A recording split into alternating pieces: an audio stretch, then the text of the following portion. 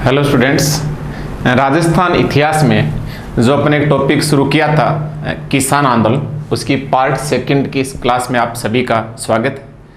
क्योंकि किसान आंदोलन में अपने जो टॉपिक है वो बिजोलिया से शुरू किया था और बिजोलिया आंदोलन की कुछ प्रारंभिक बातें अपन पार्ट फर्स्ट में कर चुके हैं। एक बार रिवाइज के लिए मैं बोल दूँ, जैसे कि आंदोलन 1897 में साधु सीताराम दास के नेतृत्व में शुरू हुआ। मुख्य भूमिका धाकड़ जाति की थी।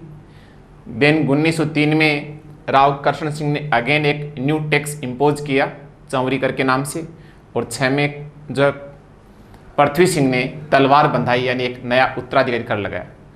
फिर 15 तक ये आंदोलन चला और 15 तक जो है इसकी कमान या बागडोर यूँ कहेंगे साधु सीताराम दास के हाथ में थी। 16 में आंदोलन से विजय सिंह पथिक जैसे जुड़ते हैं। आंदोलन में एक नया जोश, एक नई गति, नई दिशा, नई ऊर्जा, सफलता की एक नई कहानी शुरू होती है।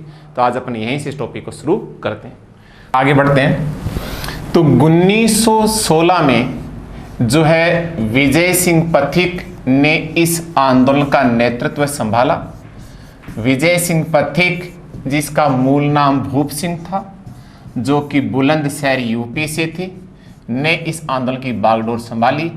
और पथिक के जुड़ने से ही इस आंदोलन में एक नया जोश, गति, दिशा या ऊर्जा कहें या सफलता की कहानी इसी द्वितीय चरण से शुरू होती है। अब जैसे ही पथिक जुड़ गया तो चूंकि साधु भी इस आंदोलन से जुड़ा रहने के लिए उसने 1916 में एक नया संगठन बनाया, किसान पंच बोर्ड। किसान जो पंच बोर्ड है, इसका गठन 1916 में साधु सीताराम दास की अध्यक्षता में। किसान पंच बोर्ड, साधु सीताराम दास, ताकि इस आंदोलन से जुड़ा रहे इसकी गतिविधियों से। अब पथिक ने भी एक संगठन और बनाया 1917 में, और इसका नाम है ऊपर माल पंच बोर्ड के नाम से एक अलग संगठन बनाया। आप देख रहे हैं साधु वाले का नाम है किसान पंच बोर्ड और विजय सिंह पथिक ने बनाया ऊपरमाल पंच बोर्ड, और इसका अध्यक्ष बनाया मन्ना पटेल को। अध्यक्ष हो गया मन्ना पटेल। तो अब आप ये देखेंगे, अगर आपसे एक यूं पूछे कि ऊपरमाल पंच बोर्ड का संस्थापक पूछे, संस्थापक, तब तो आपका उत्तर होगा विजय सिंह पथिक। लेकिन अध्यक्ष पूछे तो किसको बनाया? मन्ना पटेल को। अब देखिए 1919 में 4 घटनाएं होंगी, 4 घटनाएं बेहद इंपॉर्टेंट है। 1919 की चारों घटनाएं थोड़ा ध्यान से सुने आप। देखिए, हम सबको पता है कि विजय सिंह पथिक यूपी से थे और ब्रिटिश काल में या रियासत के समय यहाँ के राजस्थान या राजपूताना के रजवाड़ों ने शिक्षा कोई विशेष प्रश्रय या महत्व नहीं दिया।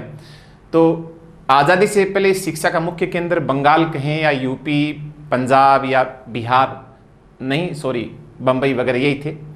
तो चूंकि यूपी ब्रिटिश काल में शिक्षा का बड़ा केंद्र था और यूपी से था पथिक, तो पथिक का एक दोस्त था गणेश शंकर विद्यार्थी, जो पत्रकारिता से जुड़ा हुआ था, तो उसका मित्र था। तो कहते हैं कि पथिक के आग्रह पर जो है कानपुर से एक समाचार पत्र छपता था, प्रताप, और इसका संपादक था गणेश शंकर विद्यार्थी।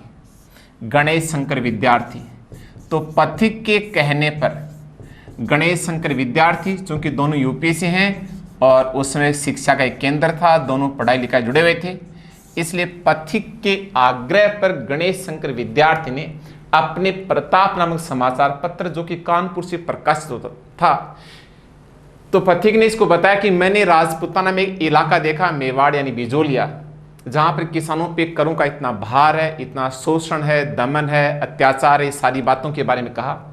और पथिक ने इससे रिक्वेस्ट किया कि क्यों न गणेश शंकर आप अपने वाले समाचार पत्र में इस आंदोलन के बारे में कुछ लिखें या छापें, ताकि भारत के जो उच्च अधिकारी अंग्रेज या जो भारत के बड़े नेता थे, जैसे गांधी है, नेहरू है, पटेल है, उनके नोटिस या नॉलेज में यदि आता है तो क्या पता थोड़ी रिलीफ या राहत मिल जाए।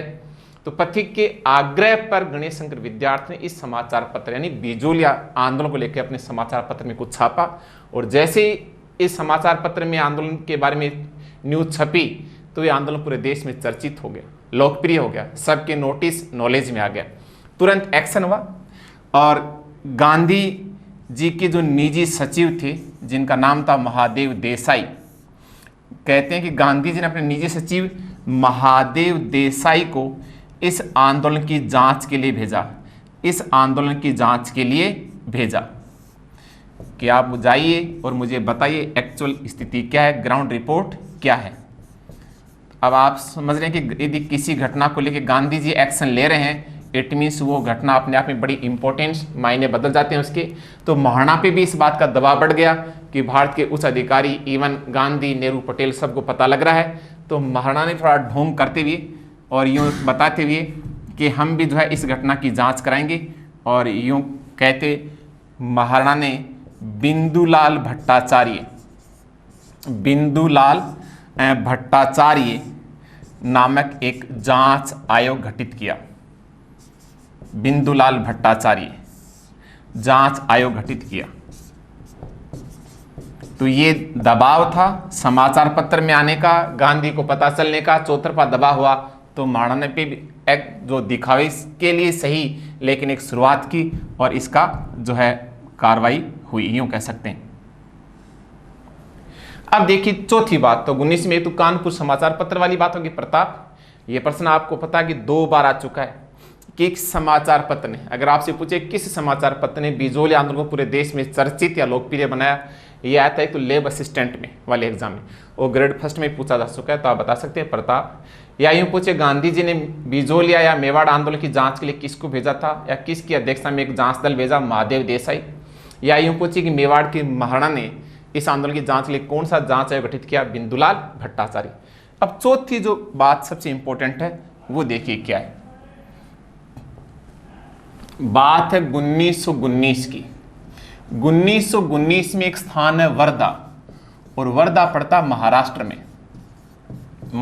में। यहां पर एक संगठन बनता है राजस्थान सेवा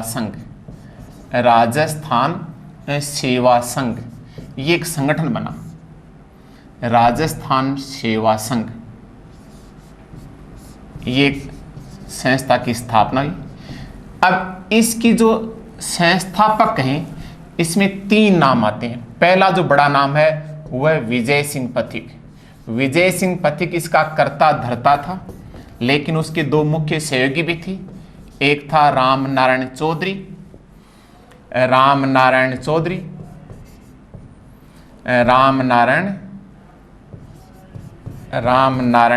कह सकते हैं, और तीसरा जो नाम है वह हरि भाई किंकर।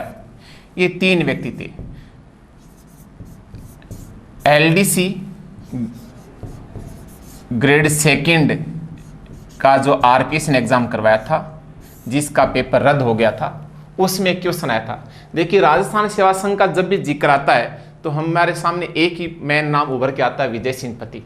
लेकिन उस एग्जाम में जो क्वेश्चन पूछा था कि राजस्थान सेवा संघ के संस्थापक हैं, तो विजय सिंह पथिक के साथ हर ऑप्शन वाइज आपने देखा होगा, कभी कोई और नाम जोड़ दिया, कभी कोई और नाम, लेकिन जो राइट ऑप्शन था उसी में तीनों नाम एक साथ थे।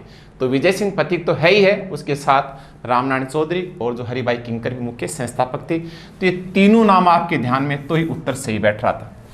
ठीक उसी तरह से जैसे पूछें कि बिजोली आंदोलन के प्रथम चरण में जो है साधु सीताराम दास के 2 मुख्य सहयोगी कौन कौन थे, तो एक नाम आएगा फतेहकरण चारण और दूसरा नाम आएगा ब्रह्मदत्त। वैसे ही अब वर्धा से ही पथिक ने एक समाचार पत्र निकाला। पथिक ने एक समाचार पत्र निकाला राजस्थान केसरी नामक समाचार पत्र कहाँ से निकलता था, तो आप बता सकते हैं वर्धा से। जबकि आपसे कोई पूछे कि साहब प्रताप नामक समाचार पत्र कहाँ से निकलता था, तो आपका उत्तर आएगा कानपुर। तो प्रताप कानपुर से गणेश शंकर विद्यार्थी द्वारा, जबकि राजस्थान केसरी वर्धा से किसके द्वारा, पथिक के द्वारा। ध्यान रहिए समाचार पत्र साप्ताहिक था, वीकली साप्ताहिक था। इस समाचार पत्र में भी पथिक बिजोली आंदोलन काफी कुछ लिखते थे, जैसे कि कई बार अपन अखबारों में आजकल जो हेडलाइंस पढ़ते हैं कि जैसे अंधेरी नगरी चौपट राजा, तेल में खेल, पोपाबाई की पोल, रेल में मेल, ऐसे कई हेडिंग से। तो ये बिजोली आंदोलन को लेके या मेवाड़ को लेकर काफ़ी कुछ लिख रहे थे, लेकिन चूंकि मेवाड़ के महाराणा का जोर नहीं चल रहा था, क्योंकि ये सारा संपादन कहाँ से, वर्धा से हो रहा था। लेकिन जैसे ये सारी संगठनों ने अन्य गतिविधियां जब राजपुताना में आएंगी, तो महाराणा ने अपना वापिस वही दमन वाली नीति अपनाएंगे। तो देखिए क्या होगा 1920 में राजस्थान सेवा संघ जो ये है, इस राजस्थान सेवा संघ का कार्यालय कहाँ था? वर्धा। वर्धा से आ गया अजमेर आ गया। राजस्थान सेवा संघ जो है उसका कार्यालय वर्धा से कहाँ आ गया? अजमेर आ गया। ये प्रश्न बेहद इंपॉर्टेंट है। कौन सा? सन वाला, सन आधारित। अब आपने राजस्थान सेवा संघ के संदर्भ में 2 सन पढ़ लिए, एक तो 1919 पढ़ लिया, एक 1920 पढ़ लिया। अब आपसे प्रश्न ये पूछे कि साहब राजस्थान सेवा संघ की स्थापना कब हुई? तो आपके सामने 2 हैं, 1919 भी है, 1920 भी है।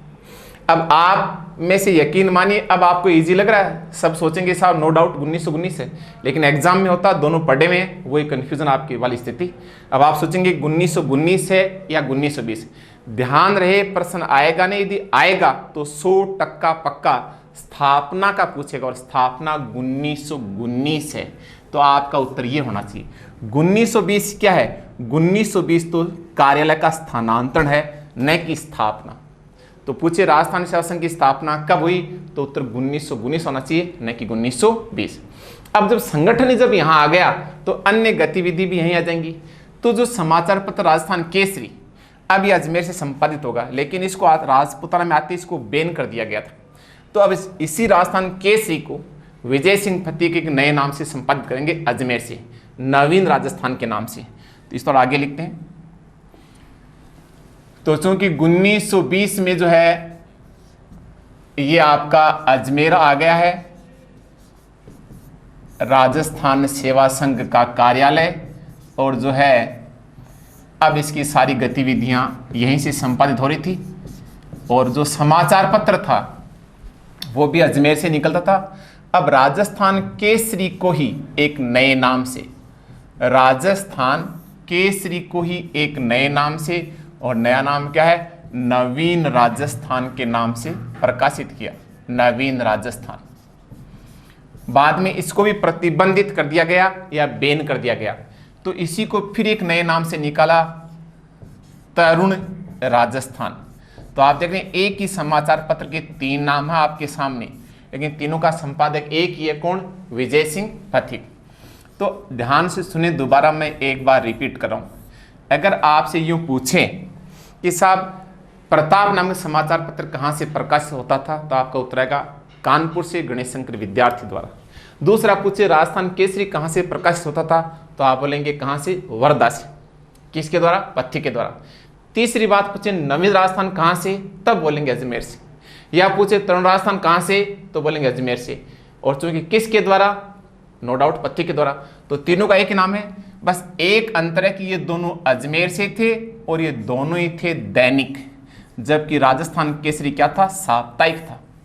इस इतने में से एक बात लगभग एग्जाम में आती है, लगभग कॉम्पिटिटिव एग्जाम्स में, तो शायद आप समझ गए। एक कंफ्यूजन तो होता है स्थापना को लेकर के, 1919 और 1920 को लेकर, तो आप ध्यान रहे 1919 याद रखें स्थापना। दूसरा जो प्रश्न आता है वो समाचार पत्र को लेकर आता है, तो इसमें राजस्थान केसरी है, ये तो वर्धा है और पथिक, जबकि नवीन राजस्थान और तरुण राजस्थान दोनों ही अजमेर से पथिक के द्वारा।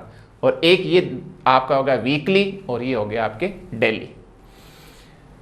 अब जब चौतरफा समाचार पत्रों में जब ये बातें आने लग गई, चाहे वो वर्धा से आए, चाहे कानपुर से है, चाहे गांधी है, चाहे इधर राजपुताना में अजमेर से, चौतरफा जब दबाव बढ़ा तो अंततः जो है राजपुताना जो थे एजीजी, बात है 1922 की, राजपुताना की एजीजी, एक अर्थ है एजेंट टू गवर्नर जनरल, और इनका नाम था मिस्टर हॉलैंड।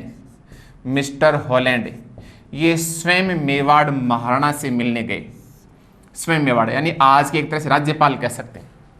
तो राजपुताना के एजीजी जो सबसे बड़े अंग्रेज अधिकारी थे, वो स्वयं हालात को देखते हुए, जब चौतरफा समाचार पत्र मीडिया या नेताओं के द्वारा दबाव बढ़ रहा था अधिकारियों पे, तो स्वयं वहाँ गए और मेवाड़ महाराणा से मिले, और मिले तो कहते हैं 84 में से जो है ना 35 कर कम करवा दिए, 35 कर कम करवा दिए।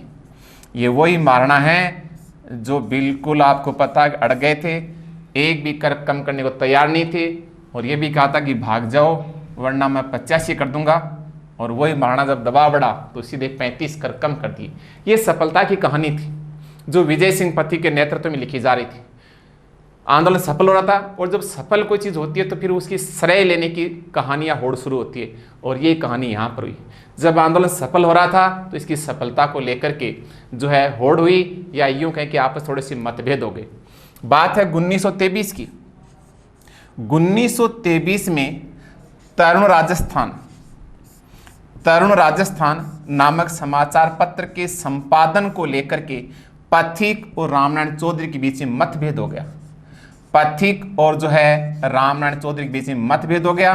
तो अब यूं कह सकते हैं कि पथिक का एक तरह से मन खट्टा हो गया कि मैं तो इतनी दूर से आकर आपके लिए इतना कुछ कर रहा हूं, और आप इस तरह से यूं बातें कर रहे हैं या जो भी मन मुटाव कर रहे हैं। तो फाइनली पथिक इस आंदोलन से अब अलग हो जाएगा। तो देखिए, बात है 1927 की।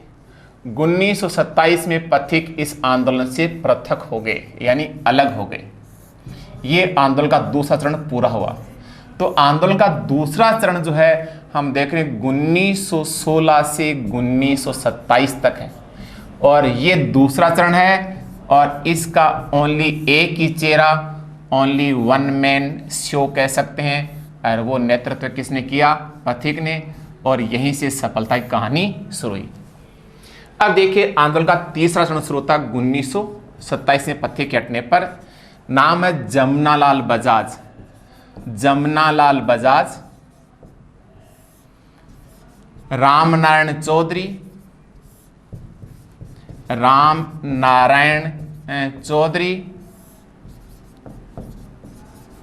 माणिक्यलाल वर्मा,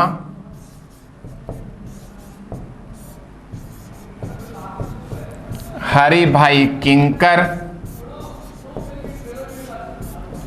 इत्यादि, और भी कई लोग थे इत्यादि, सब इस आंदोलन से जुड़े। सब आंदोलन चलता रहा, और अंततः जो है 1941 में पहुंच गया। 1941 में एक नाम है मोहन मेहता।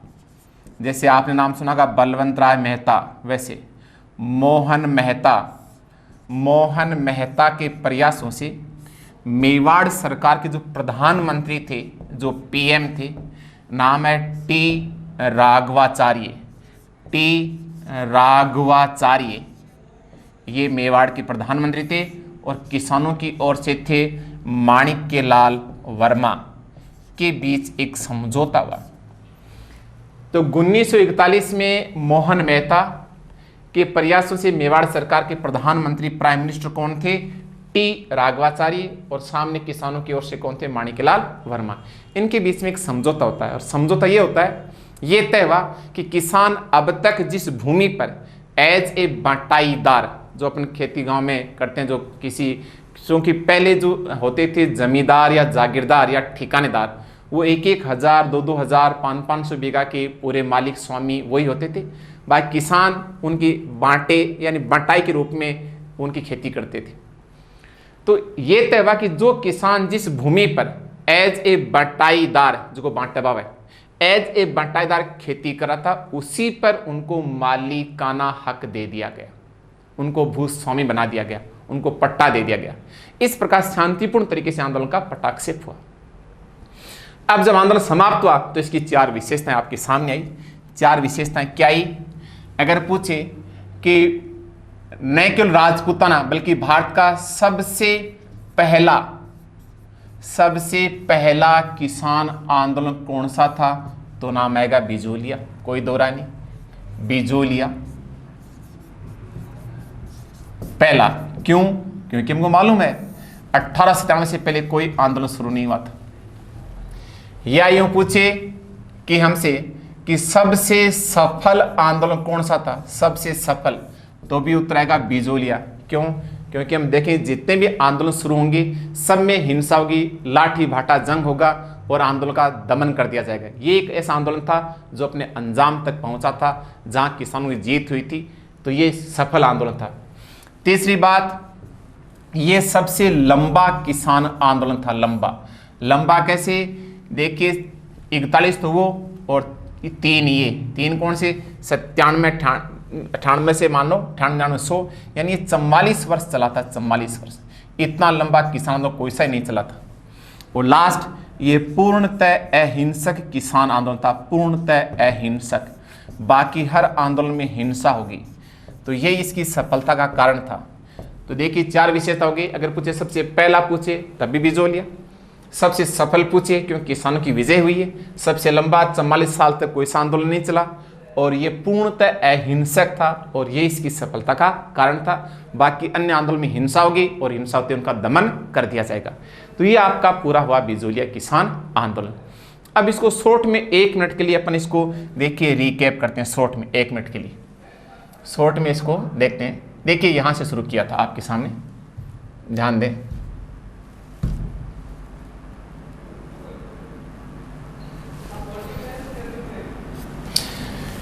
सत्तावन शुरू हुआ, नेतृत्व साधु ने, मुख्य भूमिका धागड़ जाति की थी। 3 में फिर कृष्ण सिंह आया, चौरी कर यानी कन्या विवाह कर लगाया था। 6 में पृथ्वी सिंह आया, तलवार बंधाई यानी नया उत्तराधिकारी कराया। 15 तक 97 से 15 तक बागडोर थी साधु के पास, इसको हम कहते हैं प्रथम चरण। और इसका नेतृत्व माना कि सर्वे सर्वा साधु था, लेकिन 2 मुख्य सहयोगी भी नाम ध्यान रखें, फतेहकरण चारण और ब्रह्मदत्त। इसके बाद में जो है अगला अपन देखते हैं, इसके बाद में अपन यहाँ से शुरू किया जो है अपन देख रहे हैं। तो फिर 16 में विजय सिंह पथिक आया, नेतृत्व। विजय सिंह पथिक का मूल नाम क्या था, वो कहाँ से थे, सारी कहानी अपन देख चुके हैं। फिर जब पथिक के हाथ में बागडोर आ गई, तो चूंकि पहले साधु था, तो साधु इस आंदोलन से जुड़ा रहने के लिए उसने भी 16 में एक संगठन बनाया, किसान पंच बोर्ड। फिर 17 में पथिक ने भी एक संगठन बनाया, ऊपर माल पंच बोर्ड, जिसका अध्यक्ष मन्ना पटेल को बनाया गया। फिर 1919 में 4 घटनाएं हुई थी। 1919 में कानपुर से गणेश शंकर विद्यार्थी जो कि पथिक के मित्र थे, उनके आग्रह पर ही पथिक ने, गणेश शंकर ने प्रताप नामक समाचार पत्र में इस बिजोलिया को लेके काफी कुछ लिखा, तभी सबके नोटिस नॉलेज में आया। जब समाचार पत्र में आया, गांधी जी को पता लगा, तो गांधी जी ने 1919 में अपने निजी सचिव महादेव देसाई को जांच के लिए भेजा। उसके बाद में जब चौतरफा दबाव बढ़ा, मीडिया, गांधी, नेहरू, नेता, जो भी अधिकारी के बाद, तो महाराणा ने भी ड्रामा किया और 1919 में महाराणा ने कहा कि हम भी जांच कराएंगे, और जो बिंदुलाल भट्टाचार्य जांच आयोग गठित किया, जिसकी रिपोर्ट आज तक नहीं आई है, अब पता नहीं क्या आएगी। इसके बाद 1919 में वर्धा एक स्थान है महाराष्ट्र में, जहां एक संगठन बना राजस्थान सेवा संघ, और इसका संस्थापक मैन तो विजय सिंह पथिक ही था, लेकिन 2 उसके मुख्य सहयोगी थे, रामनारायण चौधरी और हरिभाई किंकर। वर्धा से ही पथिक ने एक समाचार पत्र का राजस्थान केसरी, ये पथिक द्वारा संपादित था और ध्यान रहे साप्ताहिक था। लेकिन 1920 में जो है ये राजस्थान सेवा संघ वर्धा से कहाँ गया, अजमेर आ गया। और यही एक प्रश्न मैंने बताया जो कंफ्यूजन होता है 1919 और 1920, ध्यान रहे स्थापना का सन पूछेगा और इसका उत्तर 1919 न कि 1920। इसके बाद में जब ये सब कुछ अजमेर आ गया, तो चूंकि वहां का जो समाचार पत्र, अन्य सारी गतिविधियों का केंद्र भी अजमेर हो गया, और राजस्थान केसरी को ही अजमेर से ही पथिक ने राजस्थान केसरी को अजमेर से एक नए नाम से निकाला, नवीन राजस्थान के नाम से। क्यों? क्योंकि इसको महाराणा ने क्या कर दिया, सरकार ने, यहाँ की राजपूताना की सरकार ने इसको बैन कर दिया, बैन यानी प्रतिबंधित कर दिया। जब इसको किया बैन नवीन राजस्थान को, इसको भी बैन कर दिया, तो बाद में फिर इसी को एक नए नाम से तरुण राजस्थान के नाम से निकाला। तो यूं कहें कि 1922 तक आते चौतरफा दबाव बढ़ रहा था महाराणा पे, राजपूताना की जो भी अंग्रेजी सरकार थे, क्योंकि समाचार पत्रों के माध्यम से, चाहे वो वर्धा हो, चाहे आपका कानपुर हो, चाहे दिल्ली में चाहे गांधी, नेहरू, पटेल हो, दबाव पड़ा। तो अंततः 1922 में राजपूताना के सबसे बड़े अधिकारी एजीजी, जिनका नाम था मिस्टर हॉलैंड, ये स्वयं मेवाड़ महाराणा से मिलने गए, और उनके आग्रह पे महाराणा ने 84 में से 35 कर कम की। ये सफलता की सबसे बड़ी कहानी का प्रमाण है। और 1923 में जो तरुण राजस्थान है, इसके संपादन को लेकर के यहाँ आकर के पथिक और रामनारायण चौधरी के बीच में कुछ मतभेद या मनमुटाव हो गया। तो फाइनली पथिक भी फिर इस आंदोलन से अलग होना चाह रहे थे, तो 27 में पथिक आंदोलन से पृथक हो गए। यह आंदोलन का दूसरा चरण पूरा हुआ, और दूसरे चरण को हम कह सकते हैं 1 मैन शो, केवल एक ही व्यक्ति नेतृत्व किया, और वो विजय सिंह पथिक, और यही सफलता की कहानी आपके सामने। फिर जब पथिक हट गया, तो 27 में नेतृत्व जो बागडोर, जनरल बजाज, रामनारायण चौधरी, माणिकलाल वर्मा, हरिभाई किंकर, ऐसे कई और भी थे, उनके हाथों में आ गई। आंदोलन चलता रहा और फाइनली चलते चलते 1941 में मोहन मेहता जो मेवाड़ से थे, उनके प्रयासों से सरकार और किसान, सरकार की ओर से कौन था, मेवाड़ के प्रधानमंत्री नाम था टी राघवाचार्य, और किसानों की ओर से माणिकलाल वर्मा, उनके बीच में एक समझौता, और समझौते मैंने बता दिया किसानों को उसकी ज़मीन का जो है मालिक बना दिया गया। और इस प्रकार आंदोलन समाप्त हुआ, और समाप्त हुआ तो इसकी 4 बातें सामने आई। अगर पूछे कि राजपूताना का सबसे पहला किसान आंदोलन कौन सा था, तो नो डाउट बिजोलिया। क्यों? क्योंकि 97 में शुरू हुआ था, इससे पहले कोई आंदोलन नहीं था। फिर पूछे सबसे पहला किसान आंदोलन बता सकते हैं, सबसे सफल, तो भी बिजोलिया, क्योंकि यहाँ किसानों ने जीत हुई थी, उनको भूमि स्वामी बना दिया गया। ये सबसे लंबा भी था, इतना 44 साल तक कोई आंदोलन नहीं चला। और सबसे बड़ी बात है, ये आंदोलन पूर्णतः अहिंसक किसान आंदोलन था।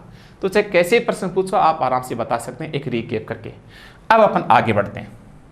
तो देखिए, अब अपन दूसरा आंदोलन ले रहे हैं। आज बिजोलिया अपना पूरा हो गया, दूसरा आंदोलन ले रहे हैं बेंगू किसान आंदोलन। बेंगू किसान आंदोलन, ये अब ज्यादा टाइम नहीं लगेगा, ध्यान दें। देखिए, बेंगू भी जो है ना एक ठिकाना था। आपको पता है कि मेवाड़ राज्य या रियासत में कुल 16 ठिकाने थे।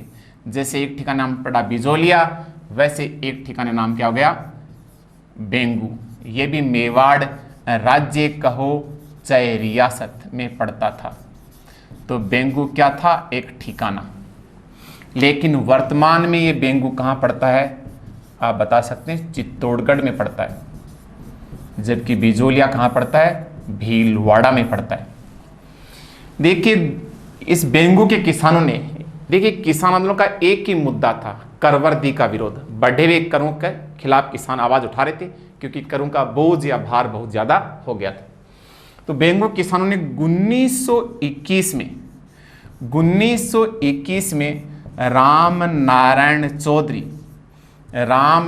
चौधरी के नेतृत्व में जो है ना मेनाल भीलवाड़ा से ये आंदोलन शुरू किया। तो देखिए, बिजोलिया था 97 और यह 21, वहां था साधु और यहाँ है आपका रामनारायण चौधरी। यहाँ पहली बार एक नई बात आई है, यहाँ शुरुआत का स्थान दिया गया है। पूरे जो किसान आंदोलन अपन पढ़ेंगे उसमें आप एक बात जरूर देखेंगे कि 2 ही ऐसे आंदोलन हैं जिनकी शुरुआत का स्थान दिया हुआ है। एक तो आपका बेंगू और एक आगे पढ़ेंगे हम एकिया भोमट। और चूंकि अगर पूछे इंपॉर्टेंट कौन सा, तो इंपॉर्टेंट एकिया भोमट वाला है। तो ये हमसे पूछे बेंगू किसान आंदोलन कहाँ शुरू हुआ, मेनाल से। किसके नेतृत्व में, रामनारायण चौधरी। और कब शुरू हुआ, 1921 में। अब जो बेंगू है, यहां का एक जो सामंत था उसका नाम था अनूप सिंह। कहते हैं कि रामनारायण चौधरी और बेंगू का जो ठिकानेदार कहो उसका नाम था अनूप सिंह।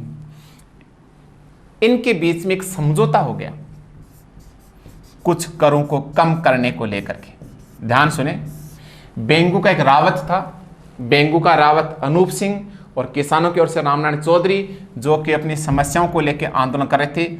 उनके बीच में कुछ करों को कम करने को लेकर के एक समझौता हुआ। यानी यूं माने कि अनूप सिंह ने किसानों से सहानुभूति जताते हुए उनकी समस्याओं या को भार को समझते हुए कुछ कर कम करना स्वीकार कर लिया।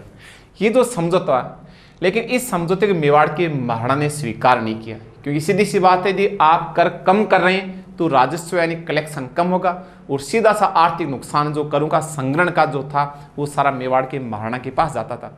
तो मेवाड़ के महाराणा ने इस समझौते को बोलशेविक समझौते की संज्ञा देते हुए मानने से इनकार कर दिया। पहले इकरार किया और एंड टाइम पे क्या किया, इनकार किया। अब आपको पता ही है, जब पहले इकरार करते हैं बाद में इनकार करते हैं तो संघर्ष होना स्वाभाविक है। पहले किसानों को कम जो है कर करने को लेकर के सरकार कहें या अंग्रेज कहें जो भी तैयार हो गए थे, और बाद में मना कर दिया तो किसान उग्र हो गए, और उग्र हुए तो वही बात लाठी भाटा जंग हुआ। बात 1923 की है। 1923 में एक गांव है गोविंदपुरा। गोविंदपुरा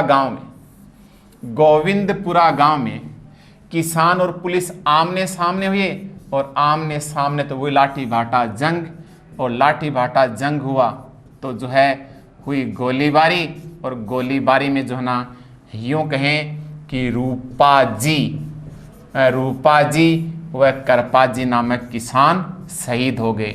लो हो गई हिंसा। वो एक ही आंदोलन था जो पूर्णतः अहिंसक था, या हिंसा हो गई। बाद में इस घटना की जांच के लिए एक ट्रेंच जांच आयोग, ट्रेंच एक अंग्रेज अधिकारी का नाम था जो वहां का सेटलमेंट ऑफिसर था, राजस्व संबंधी मामलों को देखने के लिए। इसकी अध्यक्षता में ट्रेंच जो है जांच आयोग गठित किया गया, और इसकी रिपोर्ट भी आपको शायद पता अभी तक नहीं प्राप्त हुई है। इस प्रकार आंदोलन का दमन कर दिया गया। तो आंदोलन तो बहुत सारे शुरू हुए थे, लेकिन अपने अंजाम तक केवल एक ही आंदोलन पहुंचा था, बिजोलिया। तो इसके बारे में आप मोटी मोटी बातें बता सकते हैं कि साहब बेंगू में भी किसान आंदोलन हुआ था। जो है बेंगू एक ठिकाना हुआ करता था जो मेवाड़ राज्य रियासत में पड़ता था, आज ये पड़ता चित्तौड़गढ़ में। यहाँ 1921 में शुरू हुआ रामनारायण चौधरी के नेतृत्व में, और ये मेनाल से हुआ था। और चूंकि किसानों जब आंदोलन किया तो वहाँ का जो रावत था और किसानों की ओर से रामनारायण चौधरी के बीच में कुछ करों को कम करने को लेकर एक समझौता, जिसको नाम दिया गया बोल्शेविक समझौता नाम दिया गया, जैसे आपके सामने है ये बोल्शेविक। अब आपको पूछा बोल्शेविक क्या होता है। देखिए रूस में दो पार्टियां हैं, एक का नाम है बोल्शेविक और एक का नाम है मोनशेविक, बहुसंख्यक उनका नाम बोल्शेविक। तो यहाँ शायद महाराणा ने ये सोचा गया कि आपने ज़्यादा लोग इकट्ठा होकर बड़ा सारा बेड़ा उठते तय कर ली, थारी मन मर्जी, ये मुझे स्वीकार नहीं है या मुझे मंजूर नहीं है, या जो है मुझे ये समझौता लागू नहीं करना है। अब जब सरकार ने मना किया तो किसान उग्र हुए, क्योंकि पहले सरकार ने हाँ कर दी थी, यस कर दी, इकरार किया, एंड टाइम पे सरकार ने मना किया, इनकार किया, तो परिणाम स्वरूप हुआ क्लेश, संघर्ष हुआ। और इस संघर्ष में जो है आप देख रहे हैं कि इस संघर्ष में आप ये देख रहे हैं, थोड़ा सा डिजिटल बोर्ड है जैसा कि मैं बताया, एक दो बार थोड़ी सेकंड होगा। तो 1923 में किसान और पुलिस कहाँ आमने सामने बैठ गए, गोविंदपुरा गांव में, और यहाँ जो हिंसा हुई उसमें भी रूपा जी और करपा जी नामक किसान शहीद हुए। बाद में इसका जांच आयोग बैठा, ट्रेंच जांच आयोग, जिसकी रिपोर्ट आई नहीं। इस प्रकार आंदोलन एक तरह से जो शुरू तो हुआ लेकिन सफल नहीं हुआ, यानी दमन कर दिया गया। तो देखिए बिजोलिया, और इसमें एक लास्ट बात और है, ध्यान रही बेंगू किसान आंदोलन से जो ना विजय सिंह पथिक भी जुड़े थे, विजय सिंह पथिक। और विजय सिंह पथिक इस आंदोलन से जुड़ने के कारण उनको 5 वर्ष के कारावास की सजा देकर टोडगढ़ जेल अजमेर भेजा गया था। टोडगढ़ जेल अजमेर, ये प्रश्न भी ग्रेड फर्स्ट में पूछा गया था।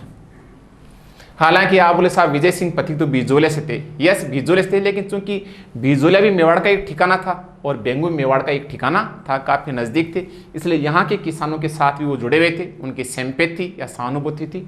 सो वहाँ जुड़ने के कारण इनको ये जेल की सजा भी हुई थी। देखिए वो 97, तो ये 21, वहाँ साधु, तो यहाँ हो गया आपका रामनारायण चौधरी, वहाँ थे नानजी और ठाकरे, तो यहाँ हो गए रूपा जी और करपा जी, वहाँ था बिंदुलाल भट्टाचार्य, तो यहाँ पर ट्रेंच जांच आयोग, वहाँ पर था गिरधारीपुरा, तो यहाँ पर गोविंदपुरा। ये ऐसी कुछ समानताएं जिनको आप थोड़ा तुलना करके इसको आगे देख सकते हैं। अब देखिए अपन तीसरा आंदोलन शुरू करते हैं। तीसरा है आपका जो है, तीसरा है आप ये कह सकते हैं नीमू चना। नीमू चना कह दो, चाहे आप इसको क्या कह दो, नीमू चना कह दो, चाहे इसको आप क्या कह दो, अलवर कह दो। नीमू चना या अलवर किसान आंदोलन कह दो, चाहे नीमू चना किसान हत्याकांड कह दो। ध्यान से सुने, किसान आंदोलन कह दो, चाहे किसान हत्याकांड कह दो। देखिए नीमू चना, चूंकि यहां तो मैंने नाम लिख दिया है, वरना आपसे प्रश्न पूछे नीमू चना घटना का संबंध किस रियासत से था, अलवर रियासत से था। पहली बात, ये घटना कब की है, 1925 की है। नीमू चना घटना का संबंध किस रियासत से था, तो आप बता सकते हैं कि जो है अलवर रियासत से, और ये घटना कब की थी, 1925। तो देखिए बिजोलिया जो है 1897, बेंगू 1921 है, और नीमू चना 1925। अब जो अलवर है यहीं पर दो नाम है, एक नाम है थाना गाजी, थाना गाजी, और एक नाम है बानसूर। इनके बीच में कोई गांव था, इनके बीच में, और गांव का नाम था नीमुचना नीमुचना था। यहां किसान जो है करवर्दी के विरोध में, करवर्दी के विरोध में जो है ना शांतिपूर्ण तरीके से एक सभा कर रहे थे। यहाँ का एक किसान था, नीमुचना का नाम था रघुनाथ सिंह, और रघुनाथ सिंह की एक बेटी थी सीता देवी, सीता देवी। उसने जो है ना गांव गांव घूम घूम के किसानों से अपील की थी कि हमें बढ़े हुए कर, यानी जिन करों में वृद्धि की गई है, बढ़े हुए करों को नहीं चुकाना। तो इस करवर्दी के विरोध में शांतिपूर्ण तरीके से किसान यहाँ इस स्थान जो इसका नाम है नीमुचना, और ये कहाँ पड़ता है, थानागाजी और बानसूर, ये दोनों स्थान अलवर में, यहाँ पर एक सभा कर रहे थे। लेकिन ठीक इसी समय अलवर के जो शासक थे उनका नाम था जय सिंह। जैसे आपसे पूछें कि बिजोलिया किसान आंदोलन के समय मेवाड़ के महाराणा कौन थे, फतेह सिंह, ऐसे ही नीमुचना घटना के समय अलवर के शासक कौन थे, जय सिंह। इनकी पुलिस या जो भी सेना होती थी उस समय वो आई और शांतिपूर्ण तरीके से सभा पर जो है गोलीबारी हुई, जिसमें सैकड़ों किसान शहीद हो गए, सैकड़ों किसान। यूं कहें कि अभी तो हम भुला भी नहीं पाए थे किसको, 1919 के जलियांवाला बाग कांड को। और सेम वैसी सी घटना, ये 19 की घटना थी, वो भी शांतिपूर्ण एक बाग में सभा हो रही थी, और ऐसी शांतिपूर्ण सभा यहाँ नीमुचना नामक स्थान पर हो रही थी। वहाँ जनरल डायर थे और यहाँ पर जय सिंह थे, और इसकी पुलिस द्वारा जो गोलीबारी हुई उसमें सैकड़ों किसान क्या हो गए, शहीद हो गए। तो इस घटना को, इस घटना की गांधी जी जो थे, गांधी जी, महात्मा गांधी ने इस घटना को कंडेम किया, यानी निंदा की, और गांधी जी ने इस घटना की निंदा करते हुए इसे जनरल डायर की ही दोहरी नीति, जनरल डायर की ही दोहरी नीति करार दिया। दोहरी नीति यानी वही नीति अपनाई है दोबारा, जैसी नीति जनरल डायर ने अपनाई। डायरीज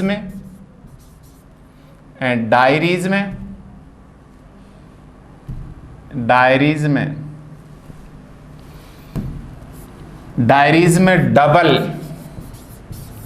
डबल डिस्टिल्ड की संज्ञा दी। किसने, गांधी जी ने। कि जैसी नीति जनरल डायर ने अपनाई थी 1919 में, ठीक वैसी नीति 1925 में किसने अपनाई, अलवर के शासक जय सिंह। देखिए जोधपुर से एक समाचार पत्र छपता था, जोधपुर से, उसका नाम था रियासती नामक समाचार पत्र जोधपुर छपता था। सुमनेश जोशी द्वारा, सुमनेश जोशी निकालते थे। उन्होंने भी इस घटना को जो है, इस घटना को अखबार में किस शीर्षक से छापा, इसको कहा दूसरा जलियांवाला बाग कांड।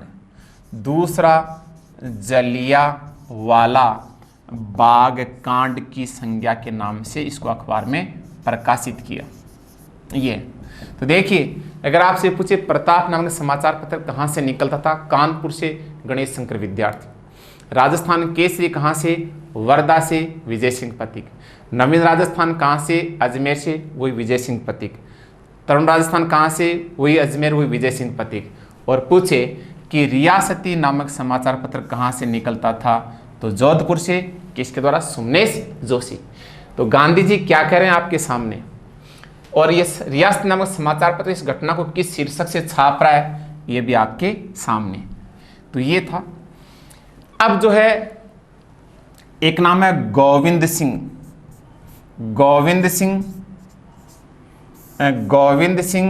और एक नाम है माधो सिंह। अगर आपसे पूछे गोविंद सिंह व माधो सिंह का संबंध किस किसान आंदोलन से था, तो उत्तर आएगा अलवर कह दो चाहे नीमुचना। तो तीन नाम आ गए, एक सीता देवी, एक गोविंद सिंह, एक माधो सिंह का संबंध अलवर कहो या नीमुचना। इसमें इतनी बात है। तो नीमुचना का संबंध किस रियासत से था, ये घटना कब की थी, तो रियासत अलवर हो गया, घटना 25 की हो गई। सीता देवी नामक महिला किस आंदोलन से संबंधित थी, तो बता सकते हैं। निमुचना घटना के समय अलवर के शासक कौन थे, तो बता सकते हैं। किस घटना की कंडे में निंदा करते गांधी जी ने क्या कहा, बता सकते हैं।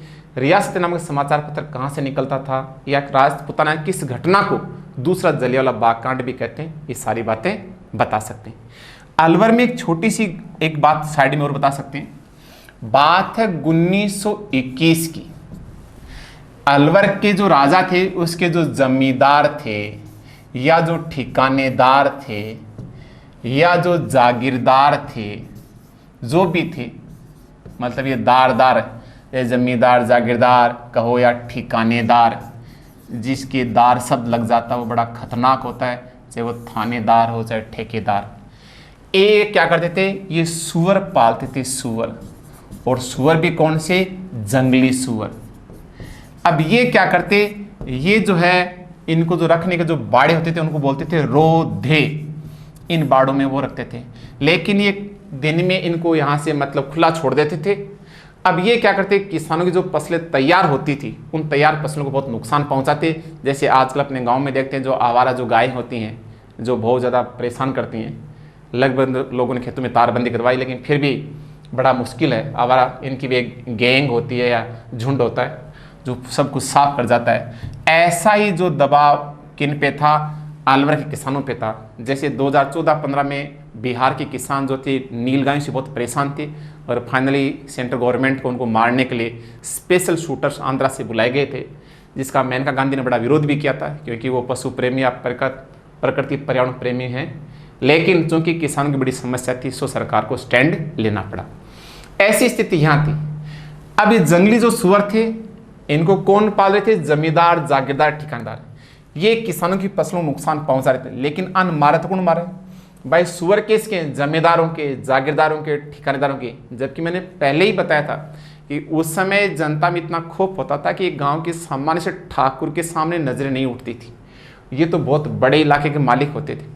लेकिन जब पानी सर से ऊपर निकल गया तो किसानों ने इनको जो है इनके खिलाफ आंदोलन किया और अंततः सरकार को इन जंगली सुअरों को मारने के आदेश देने पड़े।